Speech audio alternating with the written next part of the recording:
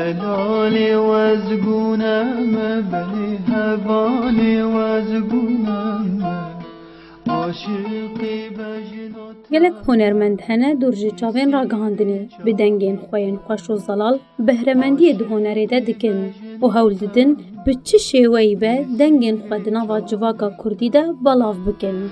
دیار یار یار دیار هنرمند کانیوار بوزان یک جوان هنرمندانه. شدایگوی سال 1983 جواجار کوبانی روشاوای کردستانیه.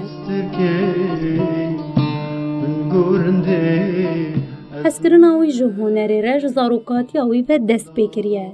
کودی تمنکی پیچوک ده فیری آمیرا سازه بو به کل سر دست تو ماموستاین موزیک فیر ببه.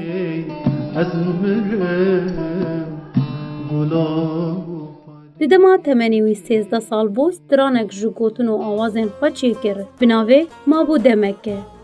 کانیوار دی سالا 2000 دل ولات لبنان لگل هن حوالین خواه گروپک موزیکی آوا کر و پشتیوی به دمکی لشام پایتخت سوریه تبلی کوما ارغوان بو لگل کوما ارغوان دگلک آهنگو بونه و هلکفت نتوایی بطایبت جشنا نوروز ده وجداری دکره.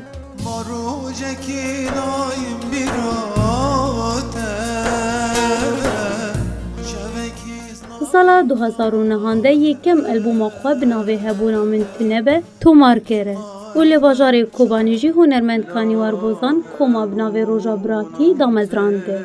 کوما روژا براتی بجداری دی جشن نوروزه ده به دیلان فلکلوری و ستران نتوایی کردی پیشکش کرن.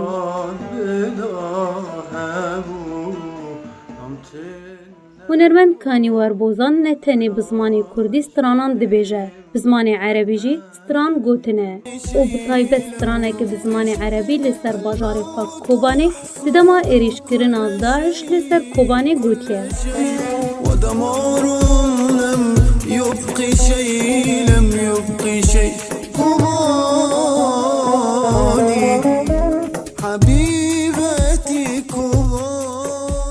کانیوار بوزان در دوراستی سترانینوی هنه پرانی آوان جگوتن و آوازنوی سترانینوی جی جور بجورن نتوایی اوینی اولی جی نافده هنه. اگر راستی احس کربا تأسنه هیدا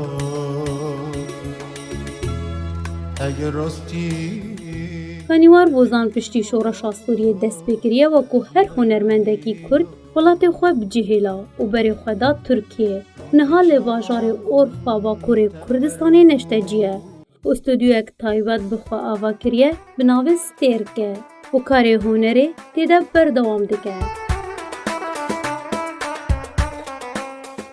هنرمند کانیوار بوزان هیویاوی اوه که دزگهن راگهاندنا کردی بهتر گرنگیه بدن هنرمندین کرد و لسر کاروان راوستن داکو کار و خدمت آوان بگه ملاتی وان. لیلاف بادر اوینات دلم گران